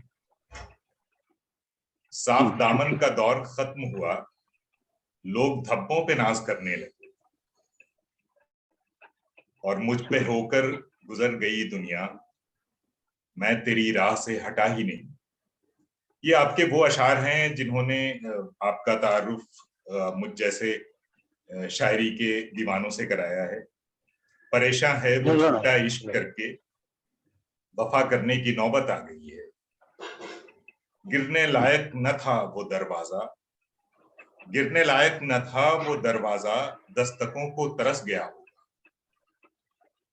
اور یہ بھی شعر ہے آپ کا کہ بدن کا ذکر باطل ہے تو آؤ, بدن کا ذکر باطل ہے تو آؤ, بنا سر پیر کی باتیں کریں گے. بدن کا ذکر باطل ہے تو آؤ, بنا سر پیر کی باتیں کریں گے. یہ اور اس طرح کے جو اشعار ہیں آپ کے, یہ ظاہر ہے مجھ تک ہی نہیں پہنچے ہوں گے, بلکہ ہزاروں لاکھوں اور آپ کے جتنے چاہنے والے ہیں اور ان سے جو سلسلہ بن رہا ہے, جو کڑیاں بن رہی ہیں, ان کے توسط سے بہت دور تک پہنچے ہوں گے. سوشل میڈیا پر جو شاعری پوسٹ کی جاتی ہے اس میں بہت سارے ایسے شعراء ہیں جن کو شاید لوگ کسی اور شکل سے, کسی اور طرح سے نہیں جانتے. جیسے پہلے رسائل ایک بڑا وسیلہ ہوا کرتے تھے شاعروں کو جاننے کا, ان سے ملاقات کا, ان کے اشعار تک پہنچنے کا. ان کی کتابیں ایک ذریعہ ہوا کرتی تھیں. تو ان سے لوگوں کا رشتہ دھیرے دھیرے کم ہوتا جا رہا ہے. میں یہ نہیں کہہ رہا ہوں کہ یہ ختم ہو گیا ہے, یہ ختم ہو بھی نہیں سکتا, लेकिन सोशल मीडिया ने और वेबसाइट्स ने इस रिश्ते की नौयत तब्दील कर दी है। तो जो शायरी सोशल मीडिया पे की जा रही है उसके लिए आपकी क्या राय है? आप अगर चाहें तो आप बता सकते हैं, क्योंकि आपके ज्यादातर जी, जानने वाले सोशल ये मीडिया पर। इसमें हाँ, इसमें सबसे बड़ी कमी ये है कि एडिटर नहीं है। एडिटर नहीं है, जो रिसालों में पहले होते थे जी, वो उसको एडिट करके, ठीक करके, दुरुस्त करके या जाहिर। रिजेक्ट करके उसको दिया करते थे, लेकिन अब वो इदारा ही खत्म हो गया है। इसमें सोशल मीडिया में अपने आप जो चाहते हैं वो कर देते हैं पोस्ट। तो बस यही समझ लीजिए, कुछ अच्छे भी होते हैं, ओरिजिनल बढ़िया भी होते हैं, लेकिन ज्यादातर जो है वो आपको पता ही है, आप भी देखते रहते हैं।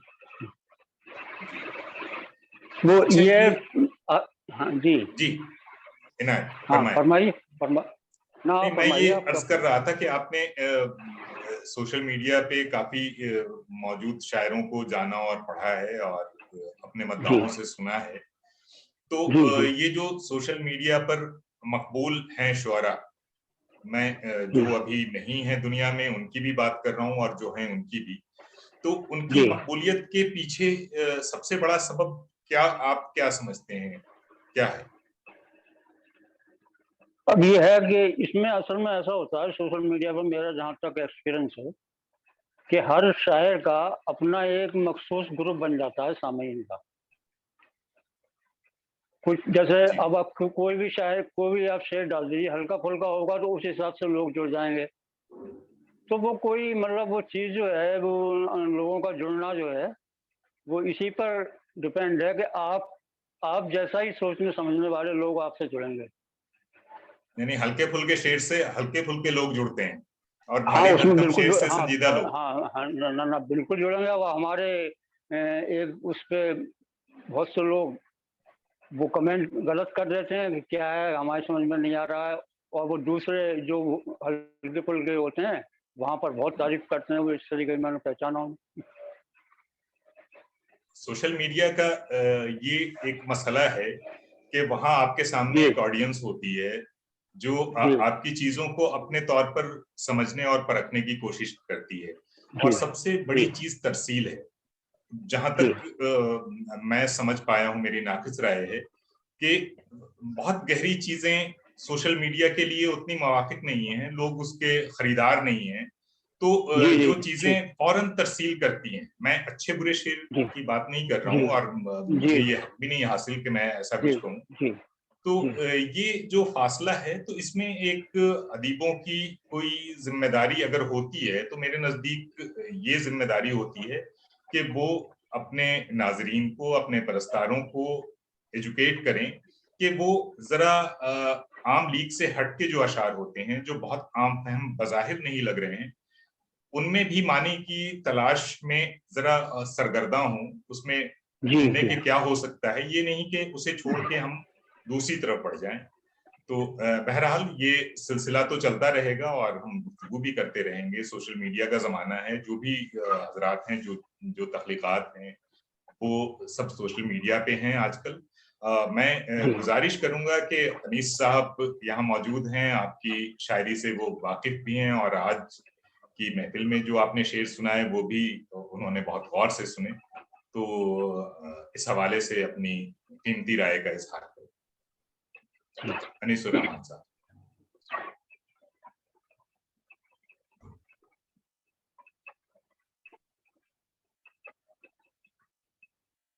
अनीस भाई, खुद को अनम्यूट कर लें आप प्लीज। फहमी साहब आदाब, पहली बार आपसे मिलने का मौका मुझे मिला। आपकी गज़लें मैंने रेख्ता की वेबसाइट पर पढ़ी हैं और वहीं से तारुफ मुझे हासिल हुआ था आपका। एक बात जो मुझे बहुत साफ नजर आती है वो ये है आपकी सादगी, और सादगी में पुरकारी का जिक्र अक्सर उर्दू शायरी में होता है, तो वो खासा है आपका। सादा ख्याल है, सादा ज़बान है, लेकिन परतदार ज़बान है और परतदार ख्याल है आपके। ये एक बुनियादी तासुर है जो मुझे कायम होता है आपकी शायरी को पढ़ के, और असरअंदाजी जाहिर है कि उसका एक हिस्सा है आपकी शायरी का।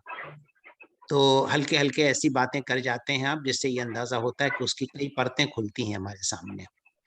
میں ابھی کر رہا تھا ذکر داغ کا کہ داغ نے بڑے اثرات چھوڑے ہیں، اور ایک اثر یہ بھی چھوڑا ہے کہ صاحب اس نے یہ سکھایا کہ عام فہم زبان میں عام باتیں کی جائیں، لیکن داغ کو برتنا بہت مشکل ہوتا ہے. آپ نے بڑی حد تک اس کو برتنے کی کوشش کی ہے. تو میں تو سمجھ یہ رہا ہوں کہ آپ بھی داغ شکریہ اسکول کے ایک شکریہ ڈسینڈنٹ، اسی جی اسکول کے ایک ڈسینڈنٹ ہیں آپ بھی.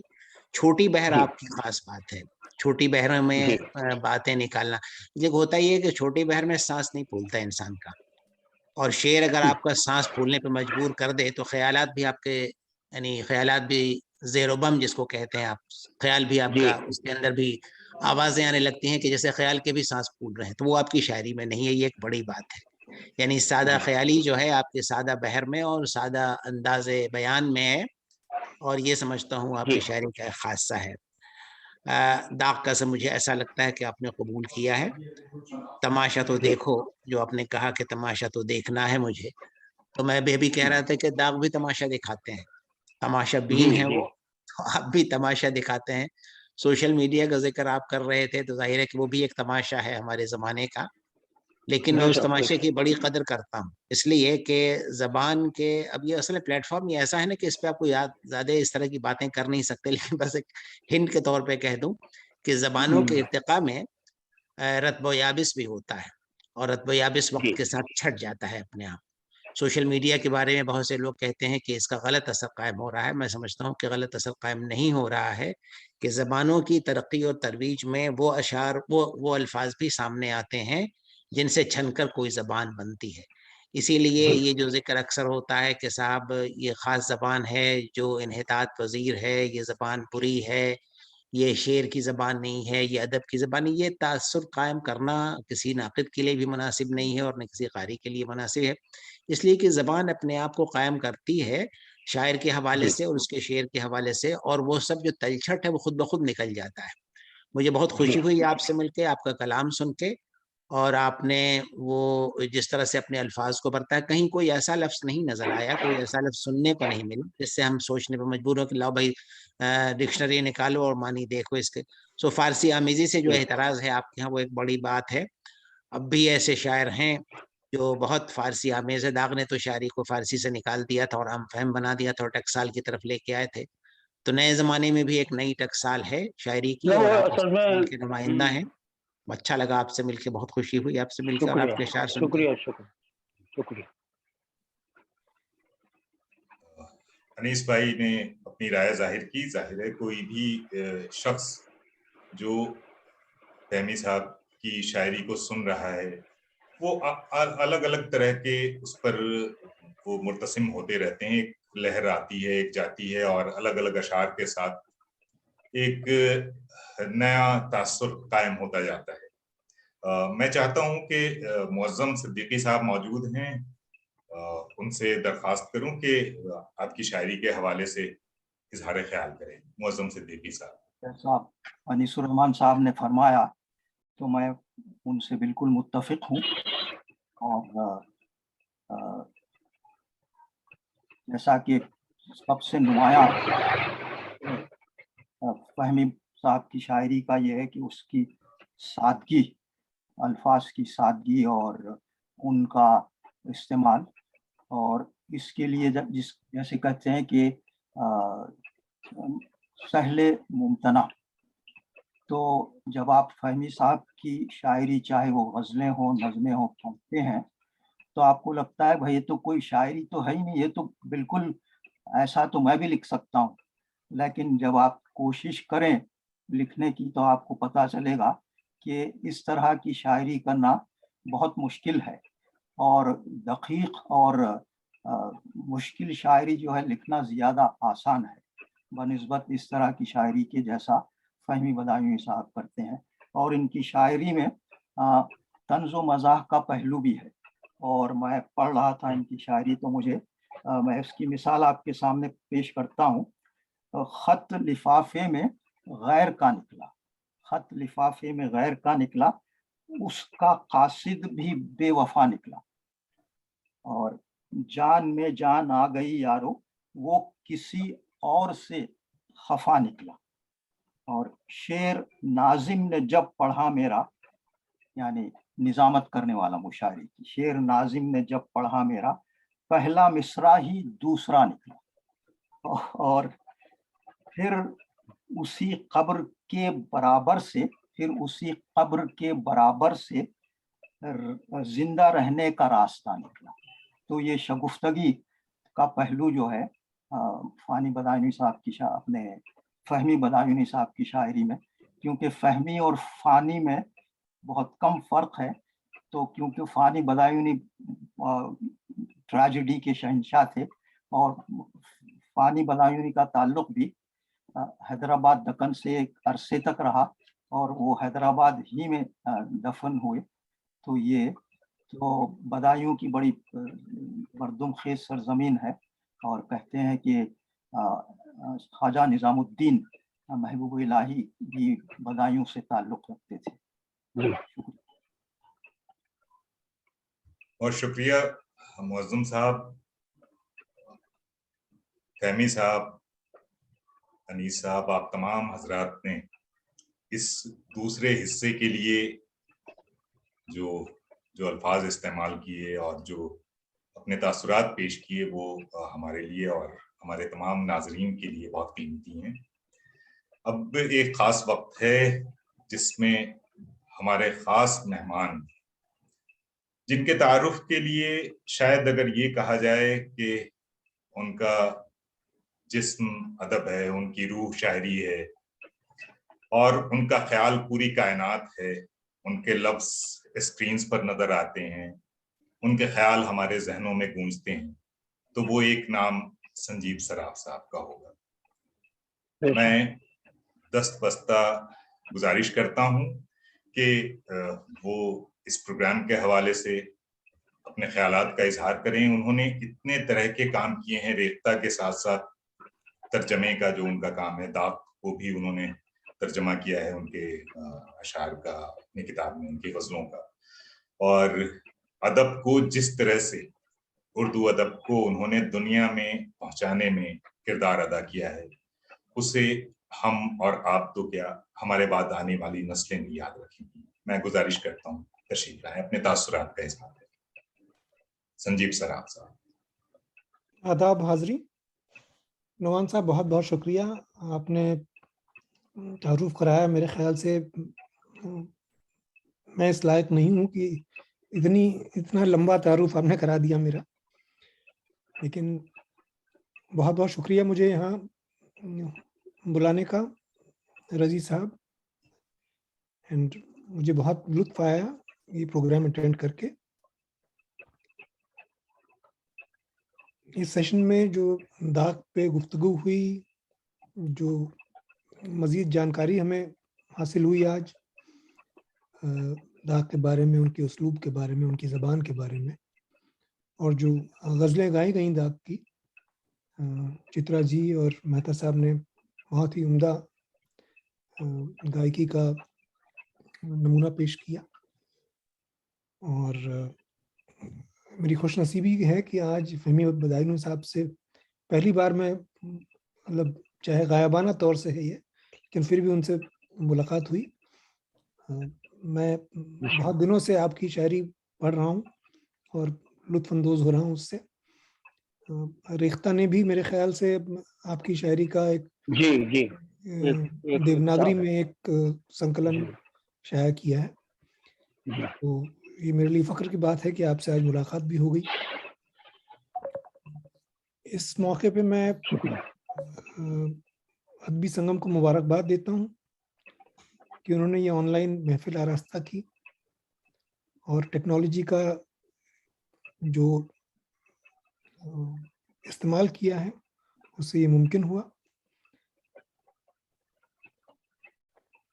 बहुत बहुत शुक्रिया फिर से मुझे यहाँ मदऊ करने का, और चाहता हूँ कि आई होप कि ये आगे सिलसिला जारी रहे और it attains new heights in future. Thank you. और आगे भी आप हमारे साथ रहें, इसी तरह हमारे शरीक रहें। बस अब ये तमाम महफिल एक ऐसे मुकालमे की सूरत इख्तियार करने वाली है जिसे हम और आप पसंद करते हैं कि जो फनकार हमारे साथ हैं, जो मेहमान हमारे साथ हैं, उनसे, उनके हवाले से जो बातें हमारे नाजरीन के जहन में हैं, जो जानना चाहते हैं, जो समझना चाहते हैं, उनकी ज़िंदगी के हवाले से हो, उनकी शायरी के हवाले से हो, उनके ख्यालात के हवाले से हो, वो मुख्तसरन अपने सवालात अपने पसंदीदा फनकारों से कर सकते हैं। मैं गुजारिश करता हूँ नाजरीन से कि जो कुछ जानना पूछना चाहते हैं, हमारे तमाम शुरका हाजिर हैं।